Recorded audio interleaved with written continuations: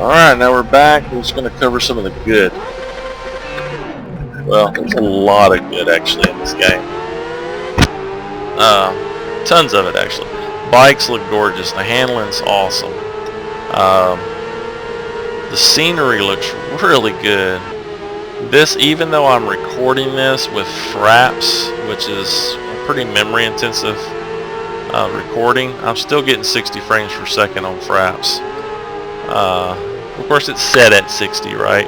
But I'm actually able to hit the 60 frames per second while recording. So 60 plus frames per second while actually racing in the game would not be a problem at all. Whoa, slow it down, Nelly.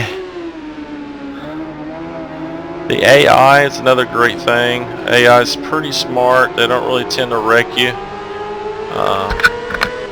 Like some games. Some other racing games. Of course, you don't really... Well, you know what? On MotoGP 14, 13, 12, you pick it. You know, the AI is on this line, this set line, and they don't seem to deviate from it. This one I've actually seen them crash. I've seen them bump walls. Which I have seen some of that in MotoGP 14. You know, crash and stuff on their own, but it's nice to see that this one's not bad at all. It's just out of the gate. Okay, what else we got good wise? The throttle. So you see the guy move his throttle hand. You see the guy move his clutch hand. When he's shifting, you see him grab the front brake with 2 fingers. You see the toes move for the shifter. Let's see if I notice the suspension. I don't notice the suspension moving up and down. The guy, the turn in, the head turn in. Watch the guy turn his head in. Look at that. He's looking through the corner, and then peeking his head up to see where the heck he's going. That is awesome. Now, if they would add that into the helmet cam view, like I'd mentioned in the bad section, this is a big killer. Let's see what else is good on this thing. It gives good haptic feedback as far as brakes, so you really got to pay attention to that, and it'll take a couple turns to get used to it. When you start setting blackies down, you feel some vibration in the controller. You want to ease off the brake a little bit because you will wash out the front end on a turn. You do also get haptic feedback on shifts, so when you're shifting you get some haptic feedback. Oh, and I did not pay attention to that one, did I? Alright, so when you're shifting, you feel a little bump in the controller for the shift. It's just a slight bump, but it's just really cool that you feel that. And if you're not very sensitive, or your hands aren't very sensitive to feeling these type of things, I'm sorry, you're missing out. But you do, oh shit, you do feel it. And there's a good example of physics, right? Let me take off again here. The bikes react like they're supposed to react, okay? So the back ends will spin up on a 600, and even more so on a 1000, of course. The handling is real easy. Think of actually World Superbike SBK. The handling on that was money. It was downright perfect, or almost perfect. It's just like it really to me. Better than MotoGP 2014. Definitely better than, I hated 2013, but 2012 was okay. But definitely slightly kick up from 2014. So Milestone's definitely, even though they created, you know, those games, they definitely kicked up a notch on this one. Let's see what else we got. Whoa. We got crashes, baby. Crashes. Alright, okay. What else did I cover here? We'll see. Use the shifter. Okay, you'll notice the guy pops out his knees when he's initiating turns.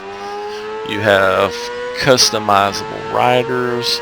You have currency in the game, so you have customized bikes for exhaust and mirrors and clutch levers and stuff. Now, I don't know if you're going to be able to, till it's released and I find out if you're going to be able to add rear sets to your bike, Öhlins dampers, steering damper. maybe Olin's front forks and Olin's rear shock. You know, you're gonna be able to run the TTX 36 rear shock from Olin's on here. You know, stuff like that. You know, true track guys know about these things. Can you run a Penske shock? You know, I don't know yet. We won't know until we get there. Obviously, this is showing mirrors and stuff on it, and track bike wouldn't have any of those. But this is kind of a street game with a track feel. So, yeah, Ghost Rider. So anyway, so you do have tons of bikes from old and new. I think back in 90s, don't quote me on it, but I'm thinking back from 96 to 2015, of course I know. But as far as your rider, you can customize your helmet, your rider gear, your helmet, your gloves, your leathers, your boots. That's pretty much all you got on your bike anyway. On your rider rather, not your bike. But that's about it, I guess, on the pluses. So really excited to see this game. This is a long time coming for a game like this, that's for sure.